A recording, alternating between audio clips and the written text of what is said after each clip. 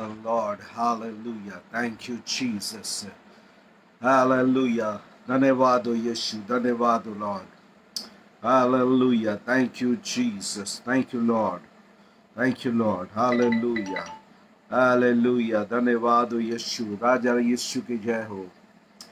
Hallelujah. Hallelujah. Hallelujah. Hallelujah. धन्यवाद हो प्रभु, धन्यवाद हो राजा. Hallelujah. Thank you, Jesus. Thank you, Lord. Hallelujah. Yeshu के लहू की जय, यीशु के लहू की जय, यीशु के लहू की जय. हालेलुया. धन्यवाद हो प्रभु, धन्यवाद हो प्रभु, धन्यवाद हो प्रभु, धन्यवाद हो प्रभु. आपकी महिमा हो राजा, आपकी महिमा हो राजा. यीशु के लहू की जय, यीशु के लहू की जय. Hallelujah, hallelujah, hallelujah. Oh hallelujah lord. Hallelujah. धन्यवाद हो यीशु राजा की. हालेलुया. यीशु के लहू की जय. Hallelujah, hallelujah Lord. Praise the Lord, praise the Lord. I'm so excited to be online tonight once again. एक बार फिर से आज की रात ऑनलाइन होते हुए मैं बहुत ही आनंदित हूँ, क्योंकि आज हम भविष्यवाणी के बारे में बात करने वाले हैं. Good to see you Prarthana once again. Praise the lord. Welcome welcome everyone, welcome everyone. बहन बरखा का भी स्वागत है. Sister Sylvia Francis welcome. Kavita Masih बहन का स्वागत है. प्रवीण बेदकर भाई आपका भी स्वागत है. आशा है आपकी मम्मी का ऑपरेशन आंखों की अच्छा रहा होगा, और हम परमेश्वर के धन्यवादित हैं कि हम परमेश्वर के भविष्यवाणी के दिनों में रह रहे हैं. अंतिम दिनों में मैं और आप रह रहे हैं, और आज एक अद्भुत दिन हमारे लिए होने वाला है. बहन नम्रता मसीह का भी स्वागत है. Hallelujah. Thank you Jesus. Hallelujah, hallelujah. धन्यवाद, धन्यवाद, धन्यवाद, धन्यवाद. हालेलुया. स्वागत है, स्वागत है.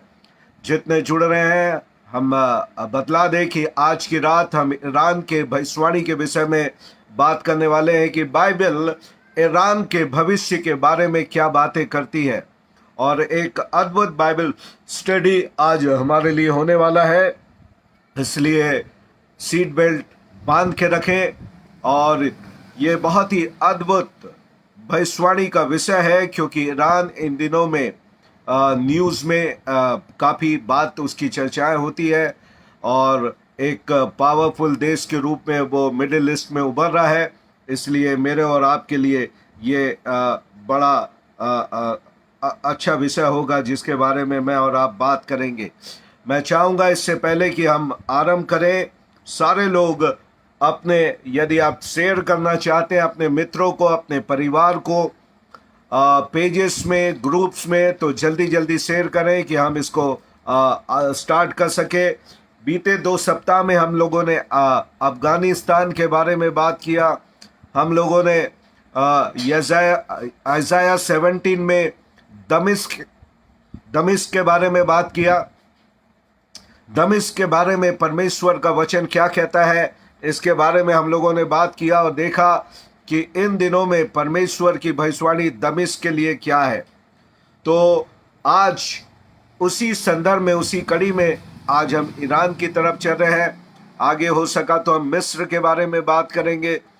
मैं और आप अब सृष्टि के अंत में आ रहे हैं प्रियो, और यसाया, यर्मिया और यहेजकेल, ये तीनों भविष्यवक्ता इज़राइल के शत्रु या विरोधियों के लिए कैसे परमेश्वर का न्याय उनके ऊपर प्रकट होगा, उसके बारे में भविष्यवाणी किया है.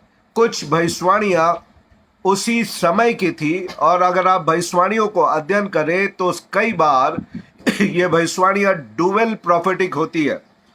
2 बार इसका पूरा होना होता है. एक partial fulfilment at the time of prophecy, जब भविष्यवाणियाँ की गई तो उस समय में इसका पार्शियल या आंशिक पूर्ण होने को हम देखते हैं, और तब भविष्य में ये कंप्लीट होने की, भविष्यवाणियों को कंप्लीट होते हुए देखते हैं। तो हम लोगों ने बड़े अद्भुत बाइबल स्टडी को किया है। यदि आप लोगों ने मिस किया दमिश्क के बारे में, पिछले फ्राइडे के लिए कि हमने उसके बारे में बात किया था, उसके पहले हम लोगों ने अफगानिस्तान के बारे में बात किया और हम लोगों ने अध्ययन आरंभ किया था प्रकाशित वाक्य की पुस्तक उसका 13 अध्याय से। एक बार फिर से प्रकाशित वाक्य की पुस्तक 13 अध्याय में जाएंगे और हम पाएंगे कि परमेश्वर फिर से पुराने देशों को यूनाइट करके अंतिम समय में एंटी क्राइस्ट को लाने के लिए खड़ा कर रहा है। तो मेरे साथ निकाल ले प्रकाशित वाक्य की पुस्तक उसका 13 अध्याय, प्रकाशित वाक्य की पुस्तक उसका 13 अध्याय, प्रकाशित वाक्य की पुस्तक उसका 13 अध्याय। जब आप मेरे साथ निकालेंगे तो आप इस प्रकार से पाएंगे। प्रकाशित वाक्य की पुस्तक उसका 13 अध्याय उसकी 1 और 2 आयत को मैं आपके लिए पढ़ूंगा। प्रकाशित वाक्य की पुस्तक उसका 13 अध्याय उसकी पहली 2 आयत को मैं आपके लिए पढ़ूंगा। तब मैंने एक पशु को समुद्र में से निकलते हुए देखा जिसके 10 सींग और 7 सिर थे। उनके सींगों पर 10 राज मुकुट और उसके सिरों पे परमेश्वर के निंदा के नाम लिखे हुए थे। और ये समुद्र से निकलने वाला पशु और कोई नहीं, एंटी क्राइस्ट के बारे में बात कर रहा है। एंटी क्राइस्ट के बारे में यहाँ पे जो 2 पशु के बारे में बात हो रहा है, ये आने वाले समय में, निकट भविष्य में, पर उससे पहले कलीसिया स्वर्ग में उठा ली जाएगी। ये मेरे और आपके लिए एक गुड न्यूज़ है। तो एंटी क्राइस्ट और फॉल्स प्रॉफिट, एंटी क्राइस्ट और फॉल्स प्रॉफिट हिंदी में अगर कहें तो झूठा मसीह और झूठा भविष्यवक्ता, ये 2 पशु के रूप में यहाँ पे उनको दर्शाया गया है। तो जो पशु समुद्र से निकल रहा है, पहले भी हमने इसका अध्ययन किया। समुद्र, अगर प्रकाशित वाक्य 17 अध्याय को देखेंगे तो आप पाएंगे समुद्र जो है वो लोगों को और जातियों को प्रकट करता है। लोगों और जाति को प्रकट करता है और लोगों और जातियों से ये निकल कर आएगा। लोगों से और जातियों के बीच से ये एक पॉलिटिकल फिगर होगा, जो चुना हुआ एक प्रतिनिधि होता है, उसके रूप में आएगा और उसके 10 राज मुकुट वहां पे होंगे। 7 सिर और 10 राज मुकुट होंगे। 7 सिर का मतलब होता है कंप्लीट एक किंगडम इसको प्राप्त होगा। सिर का मतलब होता है हेड, जो सिर होता है उसका मतलब होता है हेड, और जो राज मुकुट है वो किंगडम, उसके राज्य के बारे में यहाँ पे बात करता है। अगर इस 10 राज्य के बारे में अगर आप बात करें, 7 राजा और 10 राज्य, तो अब इसकी भविष्यवाणी भी हमारे दिनों में पूरी हो रही है। आज दुनिया को अलग अलग वर्गों में डिवाइड किया जा रहा है ताकि उसके उन्नति के लिए काम किया जाए। जैसे अगर इंडिया को देखें तो आज नए नए स्टेट्स बने हैं हमारे युग में। छत्तीसगढ़ मध्य प्रदेश से निकला और झारखंड बिहार से निकला और उसके बाद उत्तराखंड यूपी में से निकला। और अगर हमारे ही छत्तीसगढ़ में देखें तो इसमें भी जो डिस्ट्रिक्ट्स है अब वो बढ़ते चले जा रहे हैं। जब ये पैदा हुआ था तो 16 या 17 डिस्ट्रिक्ट होते थे, पर ये अब बढ़कर 25 के पार हो गए हैं। ये इसलिए कि लोग इसको कह रहे हैं कि डेवलपमेंट करने के लिए ये आसान होता है। तो उसी प्रकार वर्ल्ड गवर्नमेंट को या वर्ल्ड मैप को भी 10 भागों में आज डिवाइड कर दिया गया है। अगर पॉलिटिकली नहीं तो ये बिजनेस के रूप में, कॉमर्स के रूप में ऑलरेडी ये डिवाइडेड है। 10 डिवाइडेड नेशंस आज दुनिया के पाए जाते हैं। पर ये हमारा फीचर्स नहीं है। दूसरी आयत को हम लोग देखेंगे और दूसरी आयत में जो हम लोग पढ़ते हैं, दूसरी आयत में लिखता है, वो पशु जो मैंने देखा वो चीते के समान था। पशु चीते के समान है और उसके पांव भालू से और मुंह सिंह का सा है ना। यहाँ पे 3 पशुओं के नाम दिए गए हैं। अगर इन पशुओं के नाम आपको पता लगाना है तो हमारा सिद्धांत है बाइबिल ही बाइबिल का अनुवाद करेगी, और आप इसको दानियल नबी की पुस्तक उसके 7वें अध्याय में प्रभु ये परमेश्वर पिता ने दानियल को इसके बारे में प्रकाशन दिया और उसके अर्थ को भी बताया। दूसरे अध्याय दानियल में नबूकदनेस्सर ने इसे कीमती धातु की मूर्ति के रूप में देखा। वो दुनिया की दृष्टि पे एक कीमती धातु है। दुनिया के राज्य और शासक एक कीमती धातु के समान दिखाई देते हैं, पर परमेश्वर की दृष्टि में जब परमेश्वर ने दानियल के ऊपर इसको प्रकट किया तो वो एक पशु के समान थे। और दानियल नबी की पुस्तक उसके 7वें अध्याय में इसका विवरण आपको मिलेगा, या पुराने वीडियोस कभी आप हमारे देखें खोज के तो आपको इसके बारे में पता लग जाएगा। फिर भी यहाँ पे जो पशु के नाम दिए उनके बारे में मैं आपको बता दूं, तो जो पशु मैंने वहां पे देखा वो चीते के समान था। He will be the main kingdom.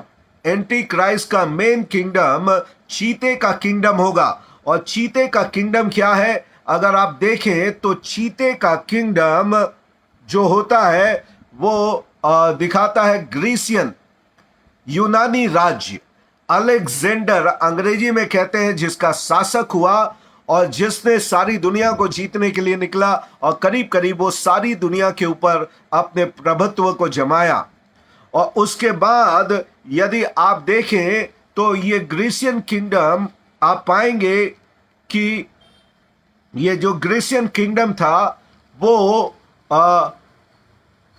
जब इसकी मृत्यु हुई, जब अलेक्जेंडर की मृत्यु हुई तो अलेक्जेंडर करीब 32 साल के थे जिसमें उन्होंने दुनिया जीती, पर उसका कोई उत्तराधिकारी ना होने के कारण उसके फोर्स जनरल्स ने उसको डिवाइड कर लिया। ये भी प्रभु की योजना थी।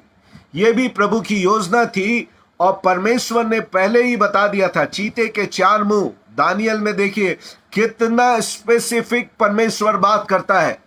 दानियल को परमेश्वर ने यह बतला दिया था कि दानियल जो चीते का राज्य होगा जिसके 4 सिर होंगे। वाह, अद्भुत परमेश्वर जिसकी हम सेवा करते हैं। He is the God of details. आने वाले राज्यों को वो यूं पढ़ता है जैसे खुली हुई किताब को वो पढ़ता है। आमीन। तो ये जो है ग्रीसियन या यूनानी किंगडम को ये चीता दिखाता है। उसके बाद उसके पांव भालू के से थे। देखिए ये भालू जो था चीते के पहले था। पहले जो था सिंह के समान, और आगे आगे आपको लिखता है सिंह, है ना। तो अभी जो उल्टे क्रम में चल रहा है, पहले बेबीलोनियन एम्पायर ये सिंह का प्रतीक था दानियल के जानवर में, पशु में। उसके बाद रीछ या भालू जो है वो फारस मादी को दिखा रहा था। जो फारस और मादिया है, पर्शियन, ईरान, जिसके बारे में हम लोग बात करेंगे। That's why I am here. इसको मैं आपको लेके आया हूं, यहां से इसकी उत्पत्ति है। देखिएगा पर्शियन किंग, ईरान, इसके बारे में कैसे ये आया, इसके बारे में डिटेल अभी हम लोग बात करेंगे। तो फारस मादी ये आए, दोनों आए यहां पे, जिसको दानियल के चांदी की छाती दिखाया जो 2 भागों में होता है। 2 भागों में परमेश्वर ने बताया था कि 2 भागों में ये बटा हुआ होगा। उसके बाद जो सिंह है वो बेबीलोनियन किंगडम है, अर्थात आज की दृष्टि पे कहें तो इराक। आज के नेशंस के बारे में बात करें तो ये तीनों को अगर आप देखें तो ज्यादातर ये तीनों नेशंस जो होते हैं ये मिडिल ईस्टर्न नेशन होते हैं। थोड़े समय के लिए चीता जो था, जो कि अलेक्जेंडर, जो कि अब मेन इसमें का भाग होने जा रहा है, ये ईस्ट और वेस्ट में डिवाइड हुआ। तो मैंने इसके बारे में बताया था कि जो इसका वेस्टर्न किंगडम था ये 300 साल तक के ही चला, 350 साल तक। पर जब कॉन्स्टेंटाइन रोमी शासक बना 313 में, तो इसने अपनी राजधानी कॉन्स्टेंटिनोपल, जो कि इस्तांबुल, तुर्की का इस्तांबुल है, वहां पे अपनी राजधानी को लेकर गया। और आज भी इस्तांबुल तुर्की के जगह एक प्राचीन शहर के रूप में है। तुर्की एक प्राचीनतम देशों में से एक देश होता है जिसका बड़ा रोल इस अंतिम दिनों के समय पे होने वाला है। और आज हम तुर्की को एक मुस्लिम नेशंस में ब्रदरहुड के एक ग्रुप उन्होंने तैयार किया है। आज मुस्लिम देशों को यूनाइट करते हुए, एक सूत्र में बांधते हुए हम उसको देख रहे हैं। तो यहाँ पे जो चीता है, जो डिवाइड तो हुआ, पर मैंने आपको बताया कॉन्स्टेंटाइन के द्वारा ये 1000+ समय तक के गया। बाद में कॉन्स्टेंटाइन से ये जो ईस्टर्न पार्ट था, अगर आप देखें जो इसकी वर्ल्ड हिस्ट्री को अगर आप पढ़े, मैं हमेशा रिफर करता हूँ सेक्युलर हिस्ट्री को सुनने के लिए, और मैं आपको बताता हूँ कि आप इसको पढ़िएगा। स्टडी IQ, स्टडी सेंटर, 2 जगह में जाकर आप पढ़िए। स्टडी IQ, स्टडी सेंटर, जहाँ पे UPSC के लिए लोगों को तैयार किया जाता है। तो मैं वहाँ सुन रहा था, जब ये वीक होने लगे, जब ये कॉन्स्टेंटाइन का जो राज्य वीक होने लगा, तो इन्होंने वहां पे पाए जाने वाले छोटे छोटे समूह से खलीफा वहां पे हुआ करते थे, खलीफा से सहायता ली, है ना। तो सहायता लेकर इन लोगों ने इनकी मदद तो किया, पर देखा कि जब ये वीक हो रहे हैं तो इन लोगों ने इसको टेक ओवर कर लिया। उसके बाद जो था, मैंने आपको बताया था कि तुर्की ने, खलीफा ने यरूशलेम के ऊपर करीब 400 साल तक के उनका तुर्किश इसका कब्जा था, यरूशलेम के ऊपर था। और प्रथम वर्ल्ड वार में ब्रिटेन ने उसके हाथ से उसको छुड़ाया 1917 में। मैंने आपको इसकी हिस्ट्री के बारे में पहले ही बता चुका है। तो आप देख रहे हैं यहाँ से इसकी स्थापना हुई। पर आज हम इनमें से निकालेंगे चीते को, या इसमें से निकालेंगे ये भालू वाले भाग को निकालेंगे। ये भालू वाला भाग आज हम निकालेंगे, जो कि फारस या ईरान के बारे में, यहाँ पे पर्सिया के बारे में, जो आज 1938 में, यदि आप देखें तो 1938 में अगर आप इसको लिखना चाहें तो 1935 में जो ईरान बन गया, पर्सिया था उसके पहले, ईरान का पहला नाम पर्सिया था। और 1935 में ये पर्सिया से ईरान में परिवर्तित हुआ। अगर आप इसको लिखना चाहें तो लिख ले, 1935 में Persia became Iran. Up to 1935 it was called Persian empire, Persian girl, है ना, ये वहां पे हुआ करता था। तो चलिए, आज की भविष्यवाणी के लिए, इसके लिए 2 भविष्यवाणी दी गई है। पहला निकालेंगे यिर्मयाह नबी की पुस्तक, उसका 49, यिर्मयाह उसका 49 34 से लेकर 39 तक, 34 to 39। जर्माया चैप्टर 49, आप इसको निकाल लें। जर्माया चैप्टर 49 34 to 39, 34 से लेकर 39 आयत तक मैं आपके लिए पढ़ूंगा। आप इसको देखिएगा। यहूदा के राजा, करीब करीब यह यहूदा का आखिरी राजा था। इसके बाद बेबीलोन ने कब्जा लिया, उसके बाद शासन खत्म हो गया। सिदकिय्याह जो है यहूदा का आखिरी राजा है। इसके बाद इज़राइल तो पहले असूरों के द्वारा खत्म हो गया था, यहूदा का भी यह आखिरी राजा है जो बेबीलोन के द्वारा खत्म होने वाला है। तो यहाँ पे सिदकिय्याह के राज के आरंभ में यहोवा का यह वचन यिर्मयाह भविष्यवक्ता के पास एलाम के विषय में पहुंचा। सेनाओं के यहोवा यो कहता है, मैं एलाम के धनुष को, जो उसके पराक्रम का मुख्य कारण है, मैं तोड़ूंगा। यहाँ पे परमेश्वर दंड देने की बात कर रहे यिर्मयाह के द्वारा यहाँ पर एलाम को, और कह रहे मैं एलाम के धनुष को, जो उसके पराक्रम का, उसके प्राइड का, उसके घमंड का मुख्य कारण है, तोड़ूंगा। और मैं आकाश के चारों ओर से वायु बहाकर, वायु जो होता है यह आर्मी है, अटैक्स है, आर्मी का अटैक्स है। बाइबल में जब भी आप वायु को पढ़ेंगे, एक वार को दिखाता है, है ना, वार को दिखाता है, वायु और एक मिलिट्री अटैक्स को ये दिखाता है। आकाश के चारों ओर से वायु बहाकर उन्हें चारों दिशाओं की ओर से यहां तक तितर बितर करूंगा कि ऐसी कोई जाति न रहेगी जिसमें एलामी भागते हुए ना आए। यहां पे एलाम के दंड के बारे में प्रभु कह रहे हैं, पहले उसके वेपन को तोड़ेंगे, फिर उसके लोगों को तोड़ेंगे, यहां तक तोड़ेंगे चारों दिशाओं के वायु के द्वारा कि वे सारे देशों पे तितर बितर होकर वे भागते हुए फिरेंगे। तब 37 आयत में कहता है, मैं एलाम को उसके शत्रुओं और उसके प्राण के खोजियों के सामने विस्मित करूंगा, आश्चर्य करूंगा और उन पर अपना कोप भड़काकर विपत्ति डालूंगा। यहोवा की यह वाणी है कि तलवार को उन पे चलवाते चलवाते मैं उनका अंत कर डालूंगा।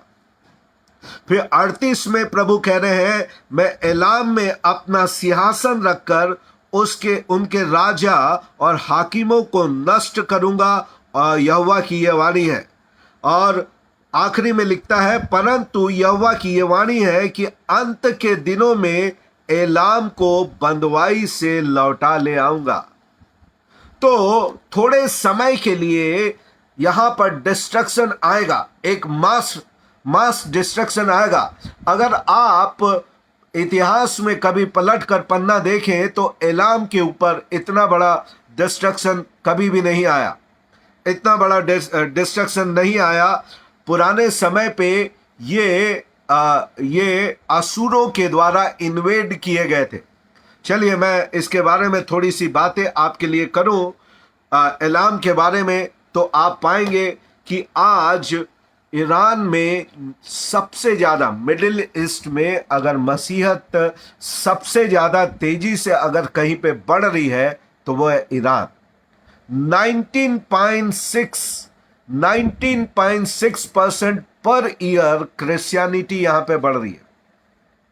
Hallelujah, praise the lord. 19.6% मसीहत ईरान में आज बढ़ रही है। मेरे प्रियो, जब परमेश्वर काम करना चाहे ना, दुनिया की कोई ताकत उसको रोक नहीं सकती। आज इतिहास उठाकर देखे, मसीहत को रोकने के लिए अनेक लोग पैदा हुए और वे पैदा होकर मर गए, पर मसीहत आज भी फैल रही है। इसे रोकने का प्रयास किया गया, परंतु आज भी मसीहत फैल रही है। जितना इसको रोकोगे ये उतना फैलती है। हालेलुया। और उसके बाद सेकंड नंबर पे जहां पे मसीहत फैली वो है अफगानिस्तान, जहां पे आज तालिबानी कब्जा है। 16.7% पर ईयर, 16.7% पर ईयर के हिसाब से अफगानिस्तान में मसीहत बढ़ रहा था। अर्थात उनको शांति के राजकुमार से मिली और कहीं उनको शांति नहीं मिली। इन जगहों पे लिटरली प्रभु यीशु मसीह के साक्षात दर्शन को देखा गया, अद्भुत चमत्कार हुए। मैं एक बार पढ़ रहा था किसी मिडिल ईस्ट, शायद इंडोनेशिया की बात होगी, कि एक कट्टरपंथी व्यक्ति ने एक मसीह विश्वासी पत्नी को, जिसके 2 बच्चे थे, एक तो दूध पीता हुआ बच्चा था और एक थोड़ा 7 साल का बच्चा था, तीनों को मारकर, मसीहत मानने के कारण तीनों को मारकर वो ले जाकर गाड़ दिया, कब्र में गाड़ दिया। और एक बार वहाँ पे किसी की और डेथ हुई, तो लोग जब वहाँ पे गए तो यहाँ पर 2 छोटे बच्चे कब्र के ऊपर बैठे हुए, एक 7 साल और एक दूध पीता हुआ। और लोगों ने पूछा, बच्चे आप यहाँ पे कैसे हो? तो उन्होंने कहा, हमारे फादर ने, अब्बू ने हमारी माता को मार के गाड़ दिया, परंतु एक दाढ़ी वाले व्यक्ति प्रतिदिन आकर माँ को जिंदा करके बाहर लाते हैं और वो हमें दूध पिलाती है, हमारे छोटे भाई को और हमको दूध पिलाती है। और जो चेहरा इन दोनों छोटे भाइयों ने डिस्क्राइब किया वो है प्रभु यीशु मसीह का। जब उसको मिलाया गया तो वो प्रभु यीशु मसीह का चेहरा था। हालेलुया।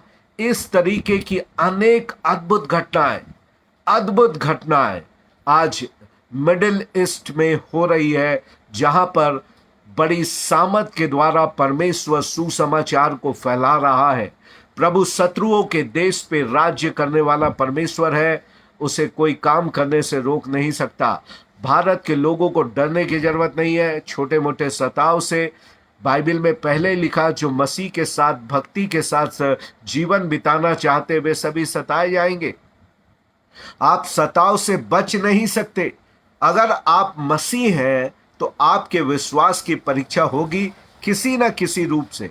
हर व्यक्ति को गर्दन कटाने की आवश्यकता नहीं पड़ेगी। परमेश्वर हमारे विश्वास के अनुसार, सहन शक्ति के अनुसार हमें परीक्षा में जाने देगा, ताकि हम उसका इनकार ना कर सके, ताकि लोगों के बीच में अपनी गवाही को प्रकट कर सके। और उसके बाद यहाँ पर अब युद्ध जो चल रहा है, प्रेजेंट कंडीशन में आए तो प्रेजेंट कंडीशन में इजराइल वर्सेस ईरान, आज जो फाइटिंग है, अहमद दीदार जो यहाँ के मंत्री थे, आप यहाँ के लीडर थे, देखे होंगे, उनका मेन स्लोगन था, I want to see the destruction of Israel, that's our motto. वो खुलेआम बोलते थे। एक दाढ़ी वाले व्यक्ति को देखा होगा, अहमद दीदान करके आप टाइप करिएगा, उनका चेहरा आपको दिख जाएगा, आप पहचानेंगे, न्यूज में थे। He wanted to see the destruction, उनका प्राइमरी गोल था इजराइल का डिस्ट्रक्शन। तो ईरान वर्सेस इजराइल आज चल रहा है। प्लस यहीं पे युद्ध नहीं है, आज सेकेंड युद्ध है क्रिश्चियनिटी वर्सेस इस्लाम। अब जो युद्ध तब्दील हो गया है वो क्रिश्चियनिटी वर्सेस इस्लाम नंबर 2 पे आ गया है।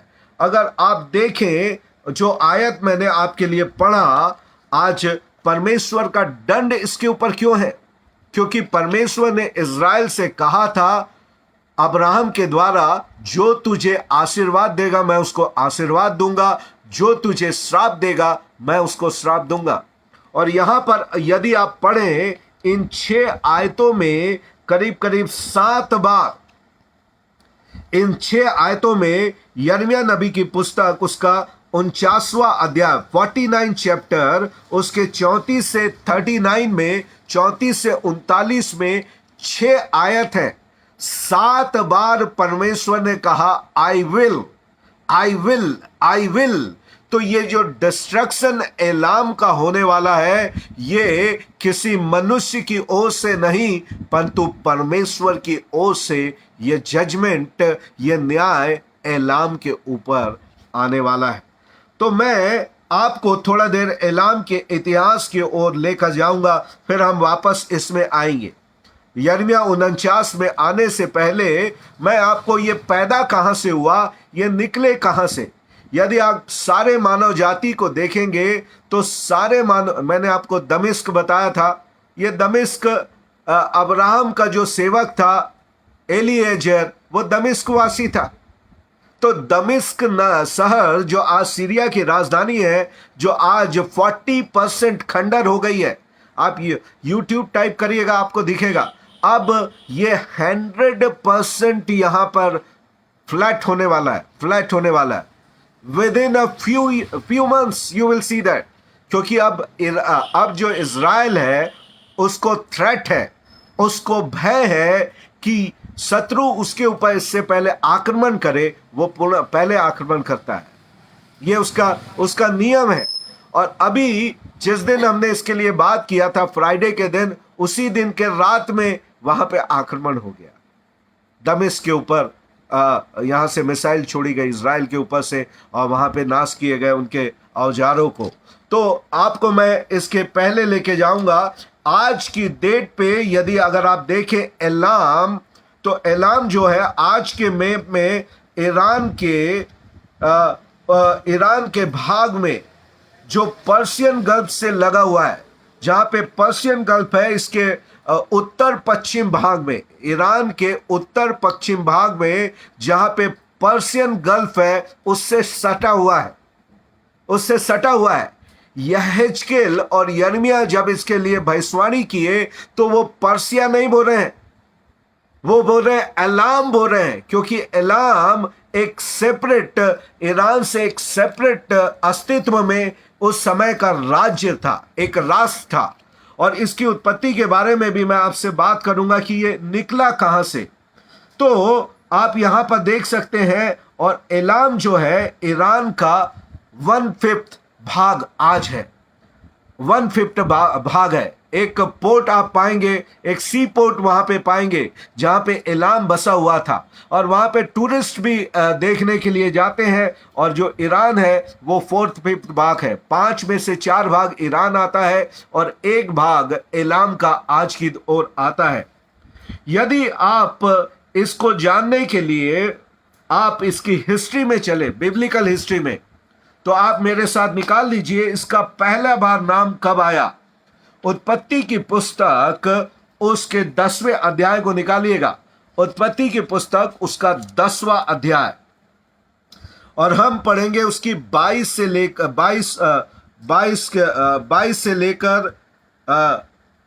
22 आयत को मैं आपके लिए पढ़ूंगा, 22 से 24। Genesis chapter 10 verse 22 to 24, 25, in fact 25 तक मैं आपके लिए पढ़ूंगा। उत्पत्ति की पुस्तक उसका 10वां अध्याय उसकी 21 से लेकर 25 में इसके पहले नाम को दिया गया, इनकी उत्पत्ति के बारे में।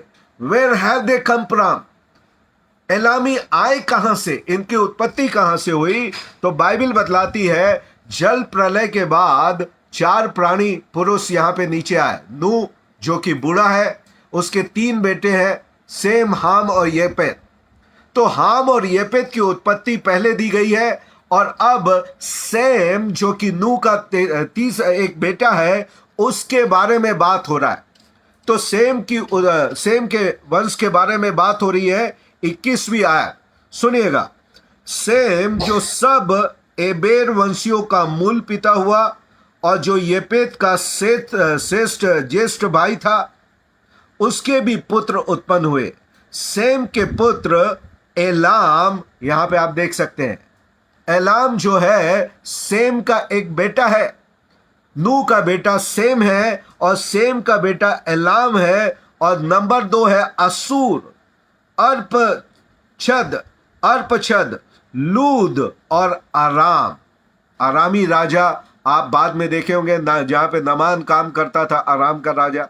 तो ये सारे यहां से राजा निकले। आप असुरों के, जिन्होंने इजरायलियों को इन्वेड किया, असुरों की उत्पत्ति सेम की वंशावली से आती है। सेम के द्वारा ये वहां पर से निकले। और उसके आगे यदि आप पढ़ेंगे तो आराम के पुत्र उस, हुल, गेतेद, मस हुए। और अब इनके अर्पक्षद के ने सेले ने एबेर को जन्म दिया। और इसके बाद लिखता है एबेर के 2 पुत्र हुए, एक का नाम प्लेग और दूसरे का नाम पेलेग। इस कारण रखा गया कि उसके दिनों में पृथ्वी बढ़ गई, और उसके भाई का नाम योक्तान था। पृथ्वी यहां से फैलना आरंभ हुई। देखिएगा, सेम के समय से पृथ्वी और फैलना आरंभ हुई। और इसके आगे अगर आप जाएं तो आपको आगे भी एलाम का नाम मिलेगा। और ये एक राजाओं के बारे में बात हो रही है।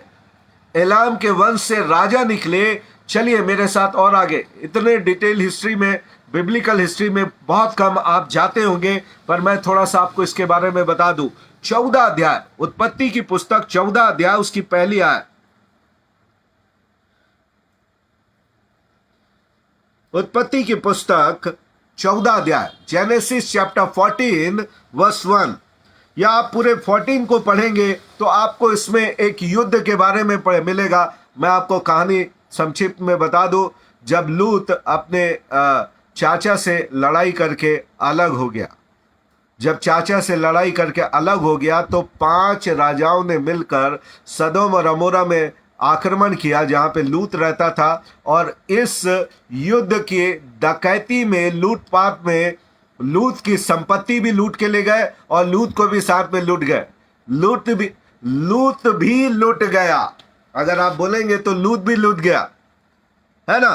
तो 14 के 1 में लिखता है, सिनार के राजा अमरापेल और एल्लासार के राजा आर्योक और एलाम के राजा कदोरला उमेर और गोइम के राजा तिदाल के दिनों में ऐसा हुआ कि ये लोग मिलकर आक्रमण किए।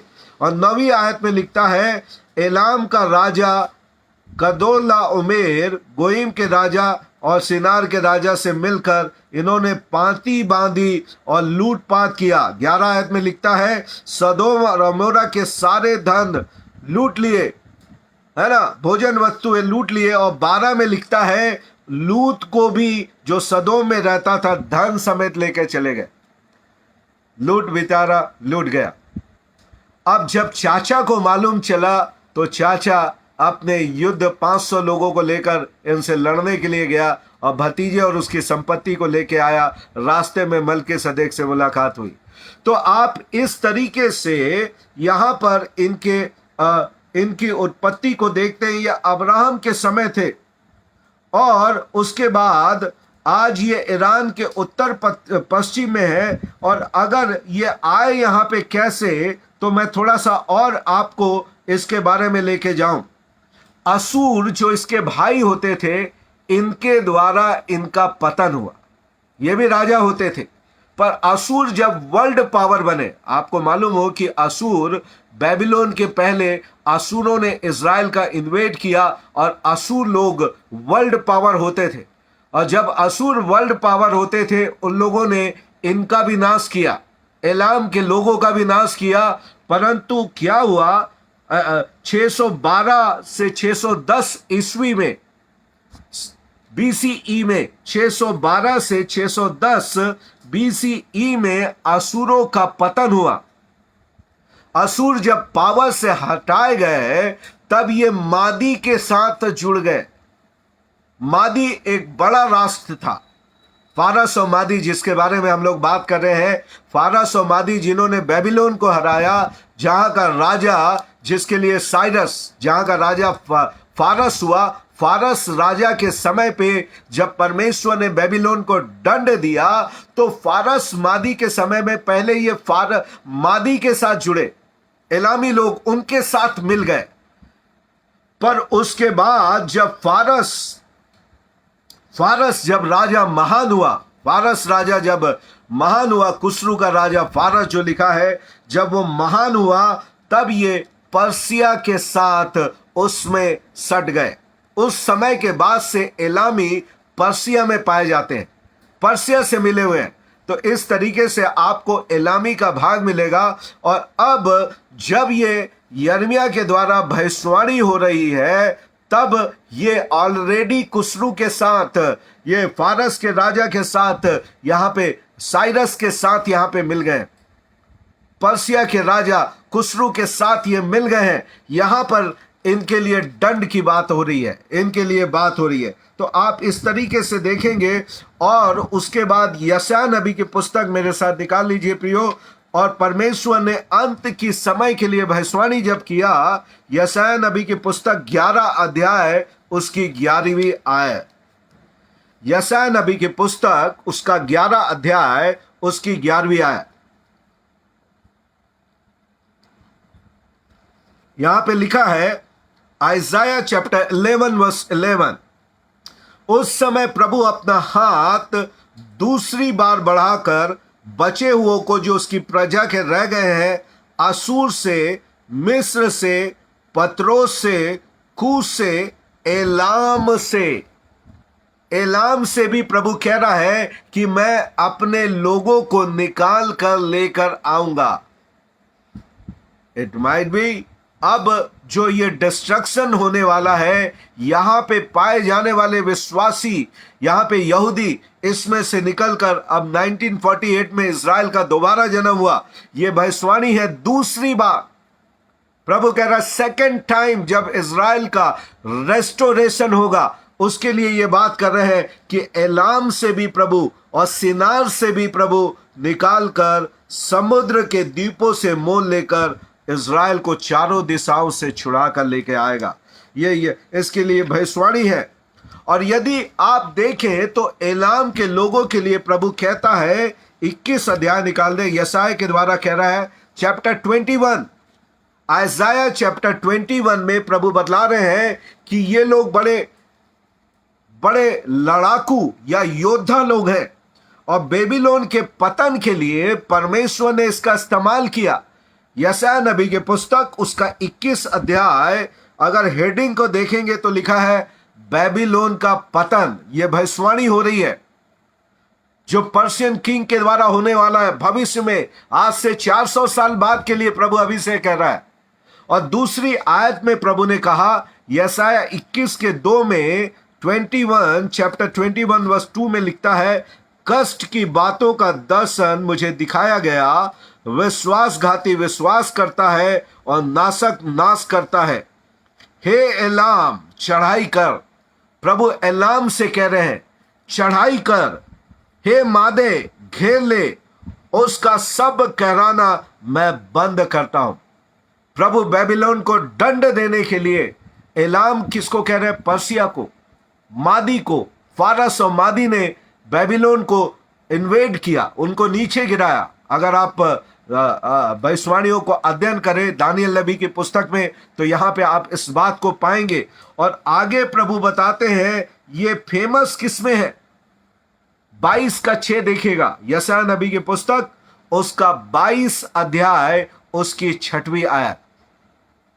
यशायाह नबी की पुस्तक 22 अध्याय उसकी 6वीं आयत में लिखता है, इनका मुख्य हथियार क्या है, इनके लड़ाई के हथियार क्या है, बाइबल इसको बतला रही है। और बाइबल 22 के 6 में कहती है, एलाम पैदलों के दल और सवारों समेत तरकस बांधे हुए हैं। तरकस क्या होता है? तरकस आर्चरी, अंग्रेजी में लिखता है आर्चरी।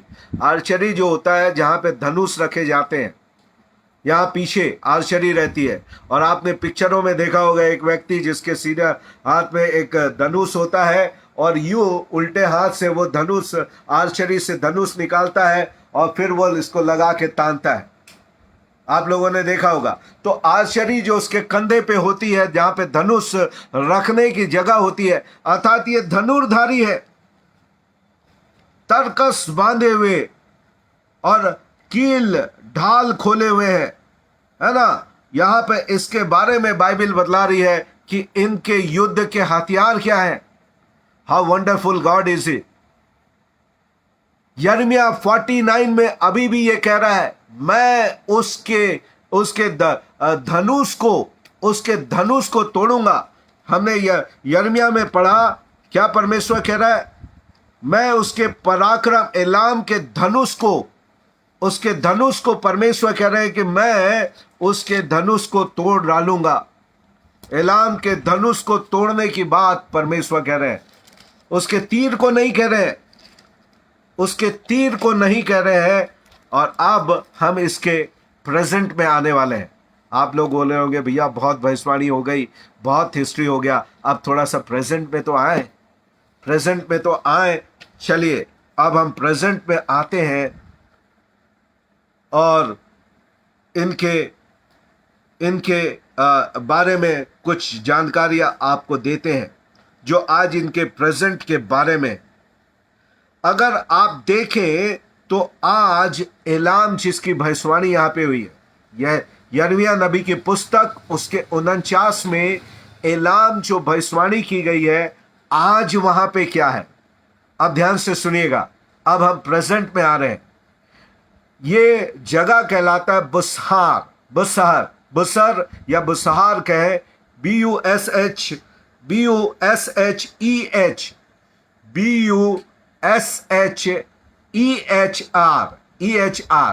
बुसहर, है ना। ये जो शहर है बुसहर के नाम से जाना जाता है।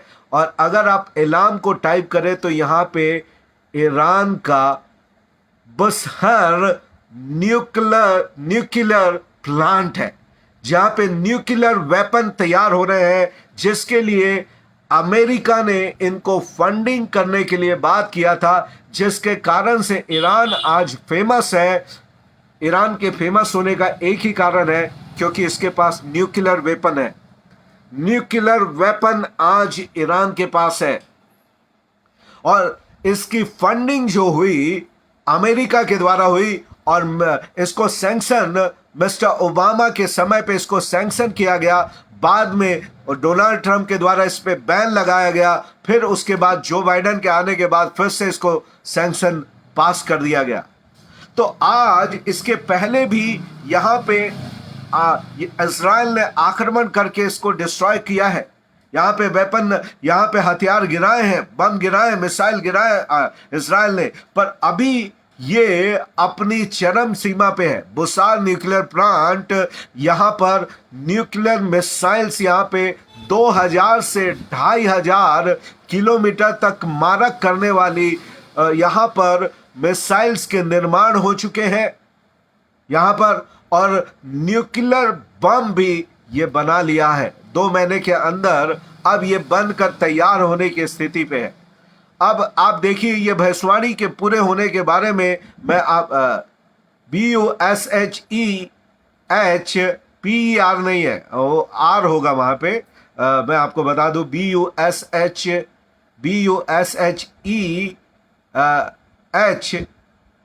EH के बाद PER नहीं है, H के बाद केवल R, बुसहर बुसहर बुसहर ऐसा वो प्रोनाउंस होगा। ओके, तो यहां पर, और इसके अलावा रशिया के माध्यम से आज ईरान ने और अनेक, थैंक यू राजू भाई, ये राइट स्पेल है ताकि कोई लोग खोजें, इसलिए मैंने कलेक्ट कराया कि कोई लोग टाइप करके खोजे तो उनको खोजने में दिक्कत ना हो, इसलिए मैंने स्पेलिंग को करेक्ट कराया, वरना स्पेलिंग से कोई लेना देना नहीं, हमको नाम बोलना है। ओके, तो हम कंटिन्यू करेंगे। तो रशिया के माध्यम से आज इनको टेक्नोलॉजी मिली, इनको गाइडेंस मिला, और आज इनके पास न्यूक्लियर मिसाइल्स है, इनके पास न्यूक्लियर बॉम्ब है, और इनके पास जो खुमैनी, जो इसके पुराने प्रेसिडेंट थे, मिस्टर खुमैनी जो इनके पुराने प्रेसिडेंट थे, वो एक कट्टरपंथी व्यक्ति होते हैं और बड़े क्रूर, जिनकी निगाहें अहमद दीदान के साथ इजराइल के ऊपर लगी हुई थी। और अब जो सत्ता परिवर्तन हुआ है, जो मैंने आपको बताया 3 कंट्री पे, अमेरिका, ईरान और इजराइल के ऊपर, और अब तालिबान के, अफगानिस्तान के ऊपर तालिबान के द्वारा ये चारों कंट्री पे जो तख्ता पलट हुआ है, ये एक बड़ी प्रॉफिटिक मोड़ को लेकर आया है, जब ईरान को मालूम है कि अमेरिका इजराइल के साथ आज नहीं खड़ा हुआ है। ये प्रूफ हो गया है कि अब अमेरिका अपने ऊपर आश्रित है, वो अपनी सेना मिडिल ईस्ट से, अफगानिस्तान से भी हटा लिया, अब इराक के ऊपर से भी वो हटाने की तैयारी पे लगा हुआ है, और इजराइल के साथ भी वो सपोर्टिव रूप से उतना नहीं खड़ा है, जब से करीब करीब 10 महीने अब हो चुके हैं जो बाइडेन की सरकार को, 10 महीने करीब करीब हो गए हैं, और अभी भी अमेरिकी भाई डोनाल्ड ट्रंप के लौटने की प्रार्थना कर रहे हैं। अब मुझे नहीं मालूम वो आएंगे कि नहीं, पर उनके भविष्यवक्ता और उनकी प्रार्थना अभी भी उनके लौटने के लिए हो रही है, पर मुझे नहीं लगता कि वो क्यों लौट के आए। उनका कार्यकाल, जिस कार्य के लिए प्रभु ने उनको लाया था, उस कार्य को लेकर उनके कार्य खत्म हो गया। अब एंटी क्रिश्चियन, एंटी इस्राएल ग्रुप ही आएगा। एक बात को ध्यान रखिएगा, जितने भी सत्ता पावर पे आएंगे इस अंतिम दिनों पे, पहली बात वो एंटी क्रिश्चियन होना, क्योंकि एंटी क्राइस्ट अपने राष्ट्र को, अपने राज्य को स्थापित कर रहा है। अभी एंटी क्राइस्ट तो नहीं है, पर spirit of anti Christ, anti Christ एक पर्सन के लिए प्लेटफॉर्म तैयार कर रही है। इसलिए जितने भी इलेक्शन होंगे, जितने भी लोग जीत कर आएंगे, वो एंटी क्रिश्चियन होंगे। इसलिए अब अच्छे पीसफुल क्रिश्चियंस डे की बात को भूल जाए। अब मसीहों के लिए शांति के दिन खत्म हुए, अब उनका डिपार्चर, जिसको रैप्चर करते हैं, स्वर्गारोहण होने का, यीशु के साथ बादलों में उठाने का समय आ चुका है। We are very very close to the rapture. आज भी कई मसीह, ध्यान से सुनिएगा, उनको लगता है रैप्चर कोई कहानी किस्सा है। वो रैप्चर को जानते हैं, समझते हैं, पर विश्वास नहीं करते और बोलते होगा तो कभी होगा, मैं तो आराम से जियो, मालूम नहीं कब होगा। गफलत में है, नींद में है। अब जब आने वाला आएगा और लोगों को लेकर जाएगा तो ये 5 मूर्ख कुंवारियों की तरह उठकर जागेंगे और आंख जब खुलेगी तो दुल्हन उठा ली गई और ये छूट जाएंगे। मसीह उठा लिए गए और ये नींद में सोए लोग जब लेफ्ट बिहाइंड होंगे तो हाय तौबा, जब सारे न्यूज, सारी मीडिया चिल्ला चिल्ला कर कहेगी मसीह लोग गायब हो गए, मसीह लोग गायब हो गए। अब ये अति करीब आ चुका है। It's going to be a crucial year. और अब 6 तारीख से परमेश्वर का कैलेंडर चेंज हो चुका है। आप जनवरी का इंतजार ना करें ईयर चेंज के लिए। परमेश्वर के कैलेंडर का ईयर 5782 6 सितंबर के पूरा हो चुका है। 6 सितंबर के रोशे सना जो उनका सिविल कैलेंडर होता है, न्यू ईयर होता है इजराइल का, वो 6 और 7 तारीख के मना लिया गया है। ये ईयर एक समिता ईयर भी है।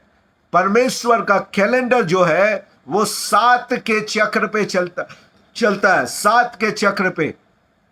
और 6 साल कार्य होते हैं और 7वां साल विश्राम का होता है। और ये जो साल जो चलेगा 2021 सितंबर 6 तारीख से लेकर सितंबर अगला 22 सितंबर 22 तक, ये एक क्रूशियल ईयर है। It could be the last Samita, आखिरी समिता हो सकता है, क्योंकि जो ट्रिबुलेशन भी होगा, क्लेश काल भी जो होगा, वो एक समिता ईयर होगा।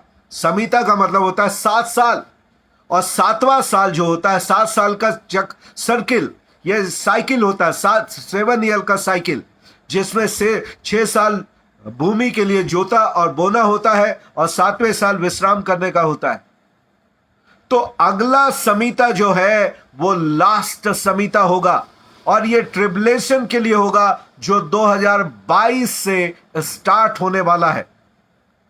इट कुड बी, मैं आपसे कह रहा हूं और मैं इसके लिए ये बल देकर कह सकता हूं, इट कुड बी, हो सकता है। और रैप्चर 7 साल के क्लेश काल के पहले है, इसलिए we are in a very crucial year for the rapture. We have to be ready. Don't wait for the 10, 20 and 50 more year. We are going to be caught up in the air. प्रभु यीशु मसीह अनेक दर्शनों के माध्यम से, स्वप्न के माध्यम से, भविष्यवाणी के माध्यम से, नेचुरल डिजास्टर के माध्यम से, वार्स के माध्यम से, फेमाइन्स के माध्यम से और सुनामी के माध्यम से मेरे और आपके लिए आज संदेश दे रहे हैं, विसिल बजा रहे हैं, जाग जरा दुल्हन, तेरा यीशु आ रहा है। दुनिया के भीड़ में ना खोना, तेरा यीशु आ रहा है। मेरे और आपको तैयार होने की आवश्यकता है प्रियो। और अब मैं आपसे ये कहना चाहता हूं कि बुसान न्यूक्लियर प्लांट अब अपने चरम सीमा पे है और 2 से 3 महीने के ऊपर ये इसको तैयार कर लेंगे। और अगर इसको यूज करना है तो कहाँ करेंगे? अगर इसको यूज करेंगे, कोई भी हथियार तैयार होता है तो सबसे बड़े शत्रु के ऊपर उसका पहला परीक्षण होता है, और इजराइल उसका सबसे पहला शत्रु है जिसके डिस्ट्रक्शन की वो बाट जोड़ रहे हैं। और 2 और 3 महीने के ऊपर इजराइल प्लानिंग में है, पूरी तैयारी पे है कि 2 से, अब अमेरिका हस्तक्षेप नहीं करेगा, अमेरिका इनको रोकने के लिए नहीं जाने वाला। अमेरिका अब अलग बैठा हुआ है, तो इजराइल को मालूम है जो भी करना है उसको ही करना है। और बाइबल की प्रोफेसी के हिसाब से आमोस ने 9वें अध्याय में कह दिया है कि अब इजराइल जब यहां पे बसाया गया है, दोबारा हटाया नहीं जाएगा। ऑलरेडी आमोस के द्वारा यह भविष्यवाणी है, तो अब कोई हटना है तो कोई और हटेगा। तो अब ये भविष्यवाणी हमारी आंखों के सामने अब बहुत जल्दी पूरी हो रही है। अब मैं मालूम नहीं प्रभु ने मुझे कैसा ऐसा ठहराया है, जब कभी मैं किसी चीज के लिए बात करता हूं उसी रात कुछ सिग्नल होता है। मुझे नहीं मालूम आज की रात क्या पटाखे फूटने वाले हैं, कहाँ पटाखे, कोई मुझे फ़ोन लगा के नहीं बताता। और ये ऐसी घटना घटती कि जिस दिन मैं किसी चीज़ की बात करता हूँ हमारे से जो लगातार जुड़ते हैं। एक दिन मैंने आपको नेचुरल डिसास्टर की बात कहा था, ग्लेशियर फटेगा, पूरा का पूरा गांव डूब जाएगा, और हिमाचल उत्तराखंड में वैसे ही हो गया। और राजेश कृपाल भाई बोलते भैया आप बोले और देखो हो ही गया। हम लोगों ने दमिश्क की बात किया, नेक्स्ट डे वहां पे हो ही गया। तो कुछ ऐसा मुझे अंदेशा लग रहा है कि अब बहुत जल्द यहाँ पे मेरे और आपको यहाँ पे कुछ दिखाई देने वाला है। वो आपके लिए है, वेकअप कॉल होगा, आपके लिए वेकअप कॉल होगा। अगर अब यहाँ से हिजबुल्लाह के रूप में ईरान ने हिजबुल्लाह के रूप में लेबनान में अपनी आतंकवादी संगठन को रखा है, सीरिया दमिश्क में हथियारों के साथ रसिया के साथ मिलकर ईरान बहुत ज़्यादा दमिश्क बहुत ज़्यादा दूरी पे नहीं है, 60-70 किलोमीटर्स इजराइल से सटा हुआ है, 60 किलोमीटर्स की दूरी पे है। वहां पे रसिया के साथ हथियारों को लेकर वहां पे बैठा हुआ है। तो दमिश्क पहले जाएगा, और दमिश्क के ऊपर अगर भारी हमला होता है तो ये इंटरकनेक्टेड आपको दिखेगा। मेरा भविष्यवाणी का सेंस कहता है, या भविष्यवाणी की मेरी अंडरस्टैंडिंग कहती है, जिनको मैं सुनता हूं, जिनसे सीखता हूं, उनमें से किसी ने नहीं कहा, पर मैं अपनी भविष्यवाणी के अंडरस्टैंडिंग से मैं कहता हूं ये दोनों एक ही साथ जुड़े हुए हैं।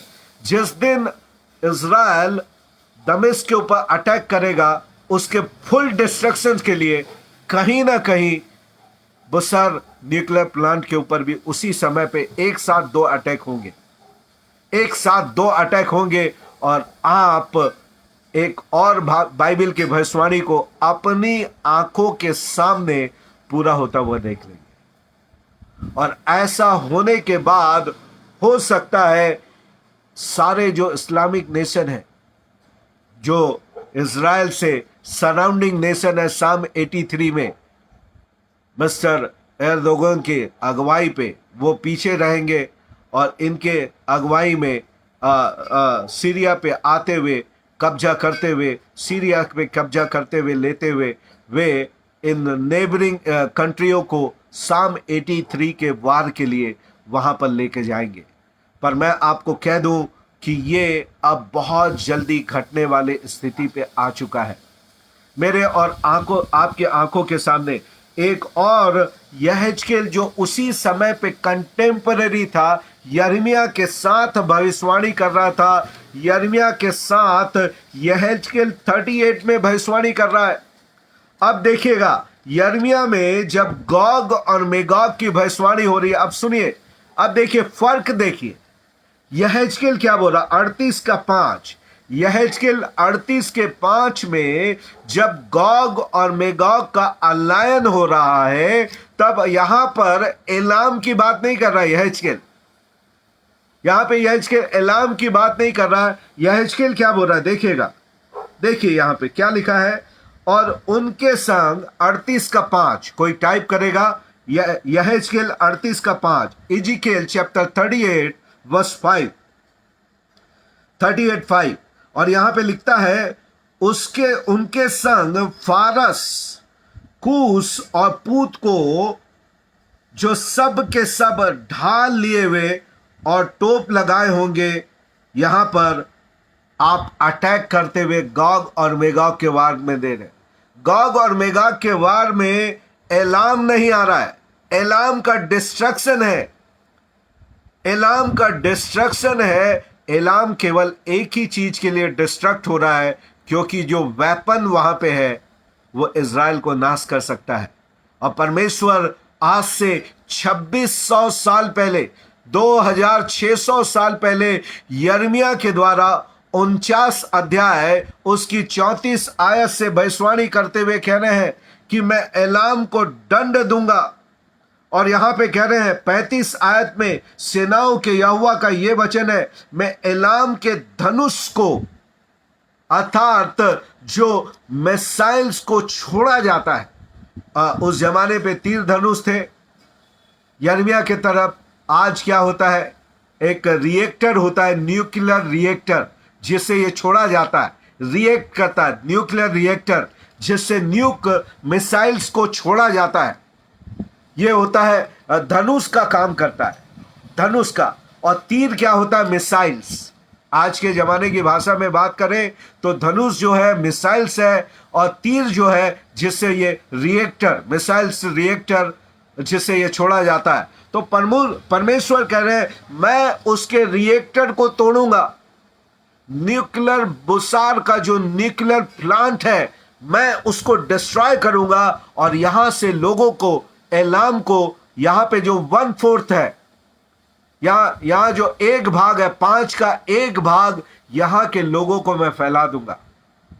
परंतु गॉग और मेगॉग की वार में, जो कि रैप्चर के बाद होगा, पर्सिया क्या है, 1935 के बाद मैंने आपको बताया कि पर्सिया जो है वो फारस जो है 1935 के बाद ये ईरान बना।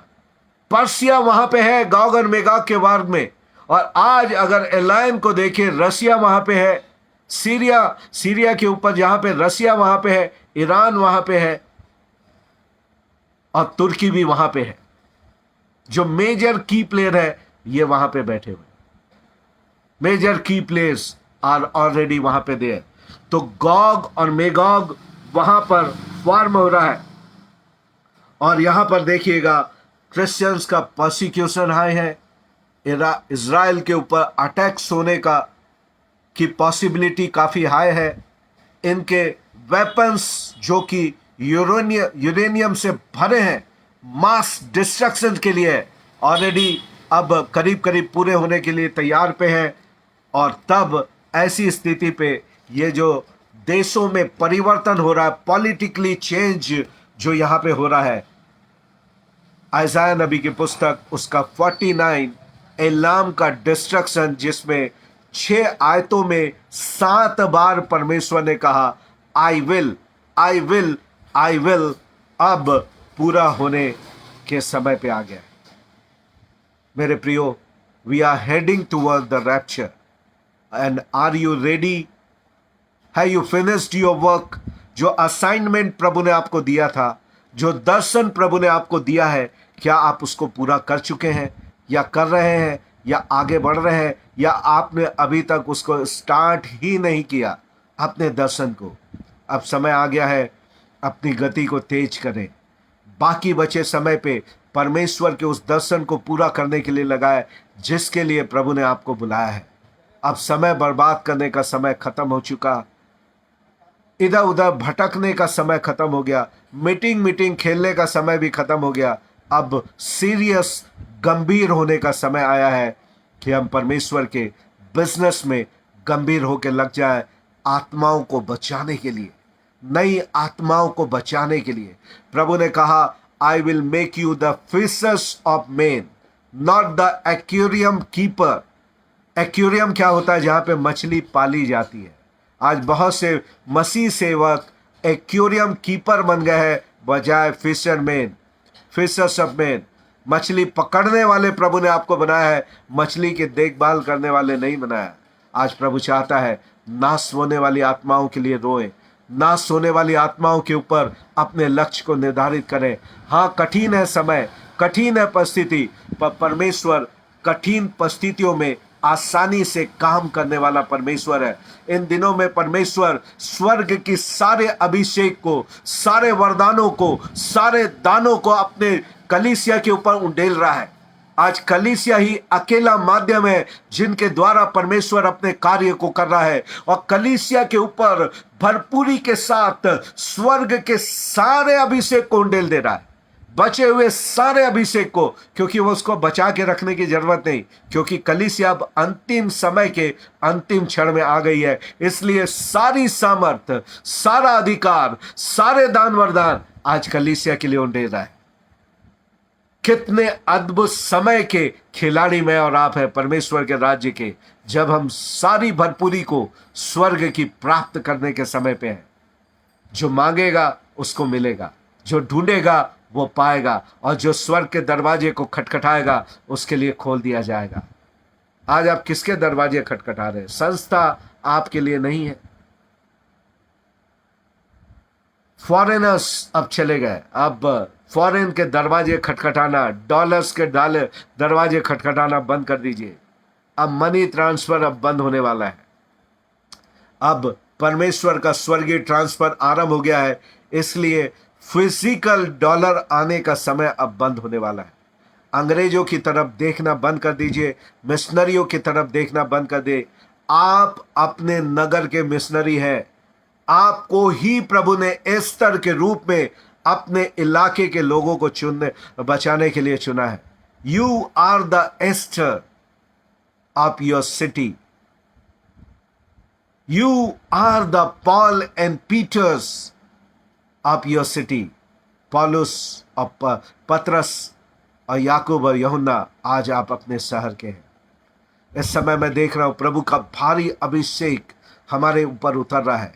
वे लोग जो इस समय अपने घुटने में आ गए हैं, you may feel the presence of the lord in your midst. वे प्रभु की उपस्थिति को अपने बीच में महसूस करेंगे। वे लोग जो इस समय घुटने पे हैं, वे लोग जो इस समय प्रभु की ओर देखना आरंभ कर दिए हैं, भारी सामर्थ प्रभु की आपके ऊपर उतर रही है।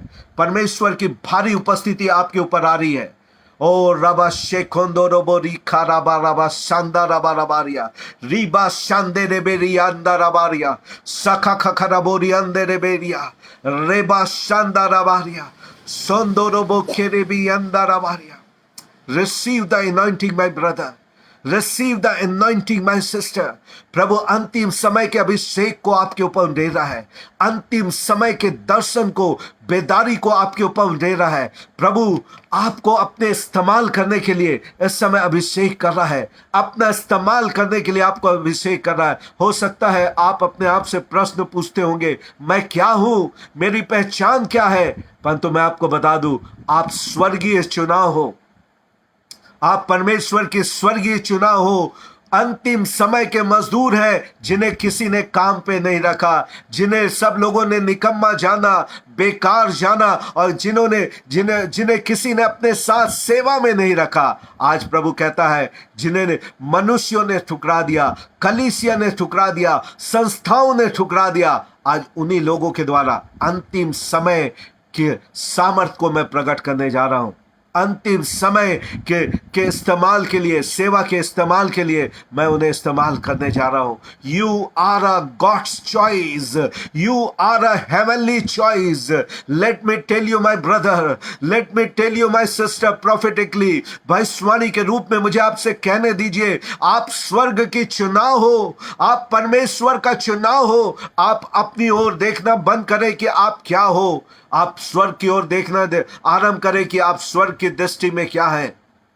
परमेश्वर आपके द्वारा अद्भुत रीति से चलना और फिरना चाहता है, अद्भुत कार्य करना चाहता है जो इतिहास ने आज तक नहीं देखा। ऐसे सामर्थ्य कार्य करने के लिए प्रभु आपका अभिषेक कर रहा है। Receive his anointing, receive his mighty power, mighty anointing right now. प्रभु ढेल दीजिए अपनी स्वर्गीय सामर्थ को अपने बच्चों के ऊपर ढेलिए, अपने स्वर्गीय अभिषेक को अपने बच्चों के ऊपर ढेलिए। आपके बच्चे जहां कहीं खड़े हैं, वे सामर्थ से भर जाए, पवित्र आत्मा के अभिषेक से भर जाए, पवित्र आत्मा के दान और वरदानों से भर जाए। Lord let the heavens be open. स्वर्ग इस समय आपके बच्चों के लिए खुल जाए। एक एक आंखें दर्शन को देखने के लिए खुल जाए, स्वप्न को देखने के लिए खुल जाए। आज से इनका जीवन साउल के जैसे परिवर्तित हो जाए, और जो भविष्यवक्ताओं की टोली के साथ मिलकर भविष्यवाणी करने लगा, प्रभु जी देशों के लिए, जातियों के लिए भविष्यवाणी करने वालों को पैदा करिए। प्रभु आज भविष्यवक्ताओं के पैदा होने का दिन हो जाए पिता। ऐसे भविष्यवक्ता जो इंडिविजुअल प्रोफेसी से हटकर नेशंस के लिए, जातियों के लिए, राष्ट्रों के लिए भविष्यवाणी करें, ऐसे भविष्यवक्ताओं को पैदा करिए प्रभु। रिबा शांदारा बारिया, रेबो शखंदारा बारिया, ओ रिबा शखंदारा बारिया। प्रार्थना करें, सारे लोग अपने अपने स्थानों में ऊंची आवाज में प्रार्थना करें, प्रभु के अभिषेक को लेने के लिए, प्रभु की सामर्थ को लेने के लिए, प्रभु की महान दान और वरदान को लेने के लिए। इट्स फ्लोइंग राइट नाउ, ये बह रहा है आपके लिए। ले लीजिए इसे, अभिषेक को लीजिए, दान वरदानों को लीजिए और प्रभु के लिए बड़े कार्य कीजिए। रिबा शाखांदा राबारिया, रेबो शोकुंदो रोबो, रिखा खाराबा शेंदे रेबे, रिबा शोकुंदो रोबो, रोको रोबो शेखेंदे रेबे। Lord, pour out your spirit upon your people, O Lord। अपने बच्चों के लिए अपने सामर्थ्य अभिषेक को ले लिए, सामर्थ्य अभिषेक, और अभिषेक हर प्रकार के जुए को तोड़ने पाए, हर प्रकार के बंधनों को तोड़ने पाए। आज आपके सिमसन चैन से आजाद हो।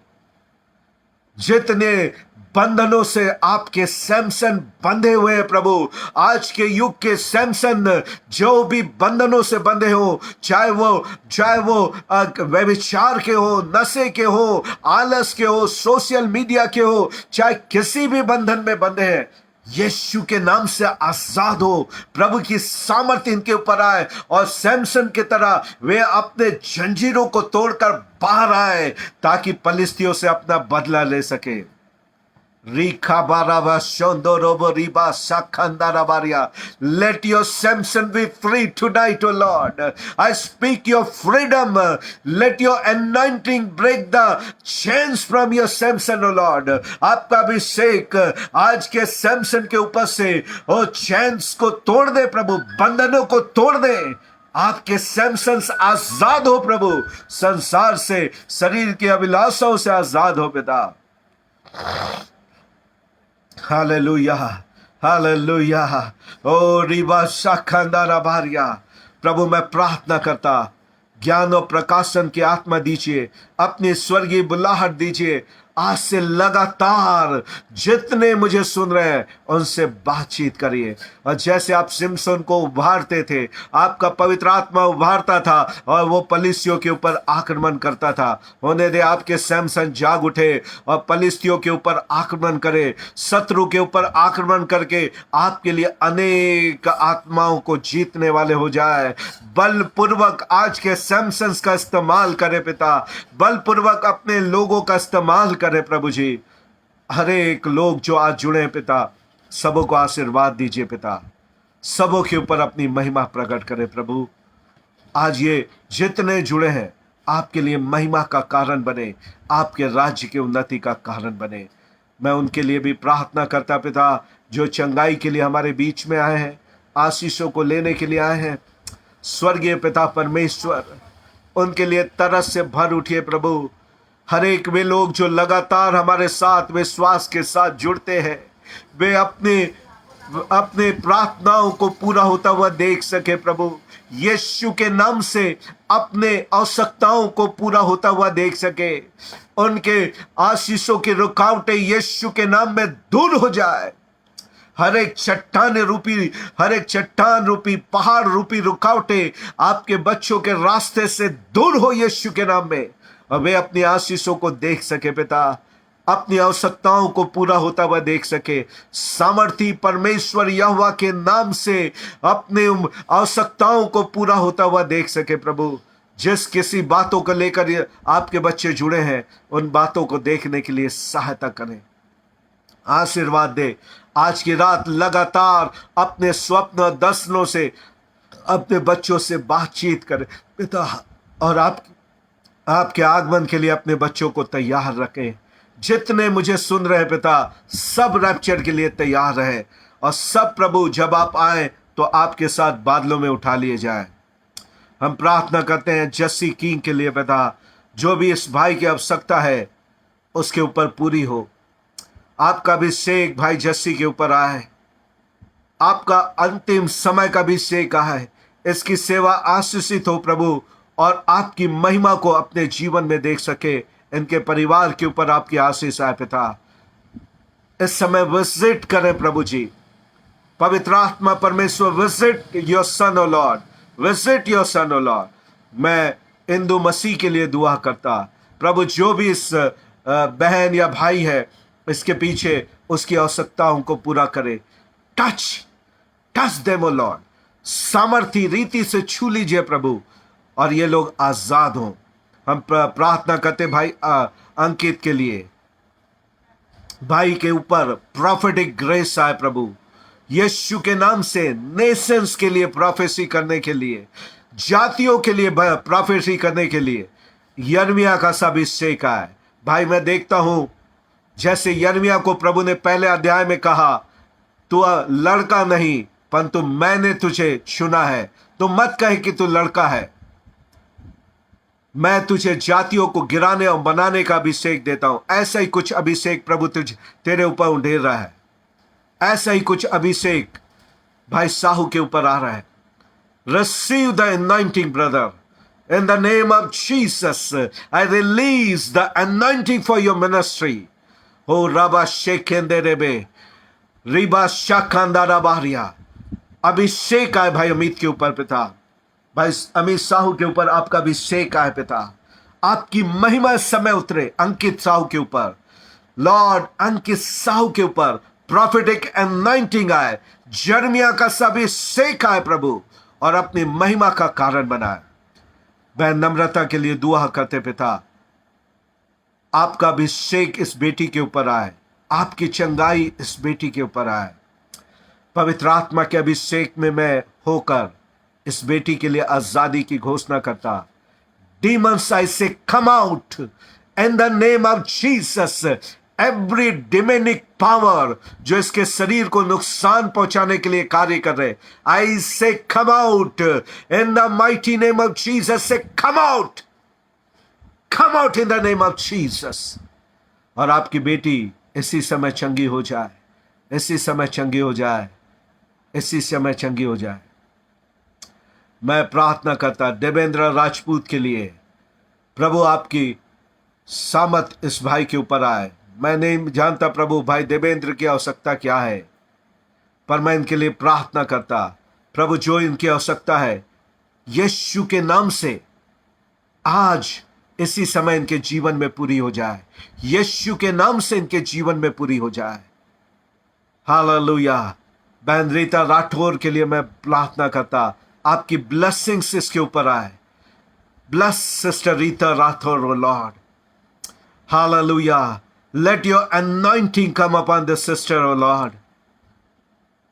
ओ प्रभु, मुझे नहीं मालूम इस बहन की आवश्यकता क्या है, पर आप मुझे कुछ कह रहे हैं, कुछ अद्भुत आप बहन रीता राठौर के लिए करने जा रहे हैं। हाँ प्रभु, कुछ अद्भुत आप इसके जीवन में करने के लिए जा रहे हैं, कुछ अद्भुत इसके परिवार के लिए करने के लिए जा रहे हैं। मैं इसके होने के लिए प्रार्थना करता, मैं इसके होने के लिए प्रार्थना करता। ओ रबा शांदा रबा रबा रीखा रबारिया। Lord I pray for sister Prarthana James oh lord. Let your anointing come upon your daughter oh lord. मुझे मालूम है प्रभु, आपने इस बेटी को अपनी महिमा के लिए चुना है। हर एक रोकने वाली बाधाएं इसके जीवन से दूर चली जाए। ये बेटी प्रभु आपकी महिमा का कारण बने प्रभु, ये बेटी आपके राज्य की उन्नति का कारण बने पिता, अनेक आत्माओं के लिए उद्धार का कारण बने पिता। इसकी प्रार्थनाएं अनेक लोगों के लिए चमत्कारिक हो जाए प्रभु। मैं देख रहा हूं प्रभु, जैसे इसका नाम है वो अभिषेक तूने इसे दिया है प्रभु की आत्मा कहती है, माता के गर्भ से मैंने प्रार्थना का अभिषेक तुझे दिया है, मैंने प्रार्थना का योद्धा तुझे बनाया है। Hallelujah, hallelujah. जितने भी प्रार्थना करने वाले योद्धा हुए उसमें से एक तू भी प्रार्थना की योद्धा है। तेरी प्रार्थना की योद्धा से धरती हिलाई जाएगी, तेरी प्रार्थना के द्वारा शक्तियां सरकारी शक्तियां हिलाई जाएगी। प्रभु कह रहा है आने वाले दिनों में मैं देख रहा हूं बहन, जैसा आपका नाम है, प्रभु कह रहा है प्रार्थना के द्वारा सरकारी शक्तियां, अंधकार की शक्तियां, विरोध की शक्तियां हिलाई जाएगी। आई एम सीइंग शैतान तुझे इसलिए रोकता है क्योंकि you are a great threat to the kingdom of darkness. शत्रु के राज्य के लिए। शत्रु तुझे एक बड़े खतरे के रूप में देखता है, और जब भी प्रभु की आत्मा कहती है तू अपने घुटने में आएगी, घुटने की मिनिस्ट्री में आएगी, उस दिन अंधकार की शक्तियां हिलाई जाएगी, शत्रु की सेना हिलाई जाएगी, और मैं तेरी प्रार्थना के द्वारा बड़ी महिमा को प्रकट करूंगा। उस दिन तू भविष्यवाणी को, जो जन्म के समय, जितनी भी भविष्यवाणियां जो जन्म के समय हुई है, जिसके लिए प्रश्न उठता है तेरे मन में कि ये कब होगा, ये समय कब आएगा, एक ही क्षण में वे सारी की सारी भविष्यवाणियां एक झटके में तेरे जीवन में पूरी हो जाएगी। Hallelujah. You are a chosen vessel, you are a chosen vessels of kingdom of God, heavens chosen vessel. परमेश्वर के चुनी हुई पात्र तू है। हुराबा शाखा रबा रबा सेखा रबा रबा रेबा संदा रबा रबा रिया। अनेक लोगों को प्रभु आशीष दे रहा है। हालेलुया। भाई रफीक मसीह के ऊपर प्रभु के अभिषेक को मैं देखता हूं। भाई रफीक मसीह, भाई रफीक मसीह, प्रभु का अभिषेक आपके ऊपर है, प्रभु का अभिषेक आपके ऊपर है। Lord I pray and bless my brother Rafiq Masih in the mighty name of Jesus. I speak your blessing. आपके आशीषों को भाई के लिए मैं रिलीज करता। जो भी उसकी प्रॉब्लम्स है वो खत्म हो जाए यीशु नासरी के नाम से। भाई रफीक के जीवन से हर एक समस्याएं चली जाए। भाई ब्लेस हो। प्रॉपर्टी के क्षेत्र में, धन के क्षेत्र में भाई आशीषित हो। बिजनेस में भाई आशीषित हो। भाई को आप ऊंचा उठाए पिता, और अपनी महिमा का कारण बनाए। और रबा शाखंदा रबारिया, प्रभु की आत्मा हमारे बीच में कार्य करिए प्रियो। The mighty anointing, prophetic anointing is moving. प्रभु की सामर्थ हमारे जीवन में बह रही है। हालेलुया। रिबा शाखंदा रबारिया। बहन इंदु मसीह के लिए मैं प्रार्थना करता, आत्मिक ग्रोथ के लिए, आत्मिक अभिषेक बहन के ऊपर आए यीशु के नाम से। इंदु मसीह के ऊपर आपका अभिषेक आए पिता, आपकी सामर्थ आए प्रभु, और अभिषेक के साथ विदा करें। मैं प्रार्थना करता जितने हमारे साथ जुड़े हैं, भाई प्रदीप, भाई प्रवीण, भाई राजेश कृपाल, भाई नितिन मसीह, बहन कविता मसीह, भाई जॉनसन मसीह, नितिन मसीह, जितने लगातार हमारे साथ जुड़ते, इन सब के ऊपर अभिषेक आए प्रभु। ये सब आपकी महिमा से भर जाए। भाई प्रेम महानंद, आपकी महिमा से भर जाए प्रभु। सारे लोगों के ऊपर अंतिम समय के अभिषेक को मैं रिलीज करता। आज के दिन से अद्भुत परिवर्तन इनके जीवन में आए, अद्भुत परिवर्तन इनके जीवन में आए पिता। इनके शारीरिक प्रॉब्लम इनके जीवन से खत्म हो जाए यीशु के नाम में, और यह आजादी के साथ आपकी महिमा कर सके। इनके परिवार इनके साथ साथ आशीषित हो। जितने लोग इनके परिवार में होते वे सब आशीषित हो प्रभु। सारे लोगों के ऊपर गाढ़ा अभिषेक आए प्रभु, गाढ़ा अभिषेक आए। ये सारे लोग आजाद हो प्रभु, क्योंकि ये चुने हुए पात्र हैं पिता। शैतान इन्हें रोक नहीं सकता। जब भी ये अपनी मांद से बाहर आएंगे, शत्रु को तितर बितर करेंगे। शत्रु इनको देखकर कांपेगा प्रभु। ऐसा होने दीजिए इनके जीवन में, आपकी महिमा प्रकट हो। आपका धन्यवाद करते हैं, आपको सारी आदर, महिमा और जलाल देते हुए धन्यवाद के साथ ये विनती उद्धारकर्ता प्रभु यीशु मसीह के नाम से मांगते हैं। आमीन और आमीन। Hallelujah, praise the Lord, thank you Jesus.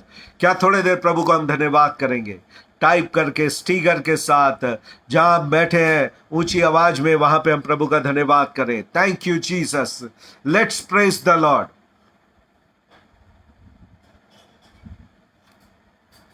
Hallelujah, thank you Jesus. Hallelujah, thank you Lord. धन्यवाद यीशु, आपका धन्यवाद हो पिता। धन्यवाद करते हैं परमेश्वर का कि एक बार फिर से प्रभु ने हमारी सहायता किया कि ऑनलाइन होकर हम आपके साथ जुड़ सके। हमारा विश्वास है आज की रात प्रभु ने आपको आशीष दिया है। विश्वास के साथ जाए। आज से आप वो नहीं है जो आप आए थे। आज से आप एक परिवर्तित व्यक्ति हैं। मैं देखता हूं कि जैसे सैमसन अंतिम समय से जब प्रभु की सामर्थ और अभिषेक उसके ऊपर आया, उसके बंधनों को उसने तोड़ दिया, उसके साकलों को उसने तोड़ दिया, और आखिरी बार जितने फलिस्तियों को उसने मारा वो सबसे बड़ी संख्या में मारे। मैं आपसे कहने जा रहा हूं, मैं ऐसे ही रूप में आपको देख रहा हूं। आपके बंधन टूट रहे हैं। जिस भी बंधन में शैतान ने आपको बांध के रखा था वो टूट रहे हैं। शैतान आपको ये ना कहने पाए दोष लगाते हुए कि तू परमेश्वर की दोषी है, तू परमेश्वर का दोषी है। उससे कहे मैं उसका चुना हुआ पात्र हूं, कोई तेरा बंधन मुझे रोक नहीं पाएगा। तेरे सारे प्रभाव मेरे जीवन से खत्म हो गए। मैं आजाद हूं प्रभु में, और मैं प्रभु के लिए सामर्थी काम कर। प्रभु आप सबको आशीष दे। एक बार फिर से निवेदन है, हमें अपनी प्रार्थनाओं में याद रखें। आपका 5 मिनट हमारे लिए बड़ा कीमती होता है। प्रतिदिन 5 मिनट हमारे परिवार और सेवा के लिए जरूर प्रार्थना करें, जरूर प्रार्थना करें। मैं आपको कहना चाहता हूं, वही प्रार्थना हमको बल देती है, अभिषेक देती है कि हम प्रति सप्ताह 3 बार लाइव होकर आपसे बातचीत कर सकते हैं। शैतान हमें लाइव होने के पहले तक कमजोर करके रखता है, गले को चोक करके रखता है, पर जैसे ही ऑनलाइन होते हैं आपकी प्रार्थना का प्रभाव गले को खोल देता है, शरीर की कमजोरियों को गायब कर देता है, और हम ताजगी के साथ सेवा करते हैं। God bless you all.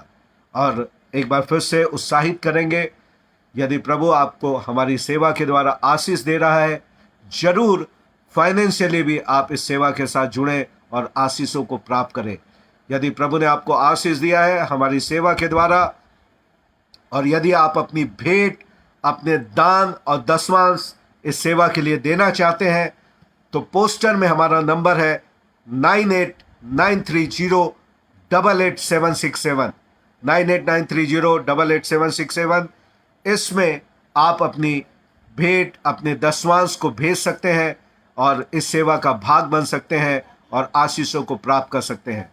अगली मुलाकात रविवार के ठीक 10 बजे फेसबुक के माध्यम से यहीं पे होगी।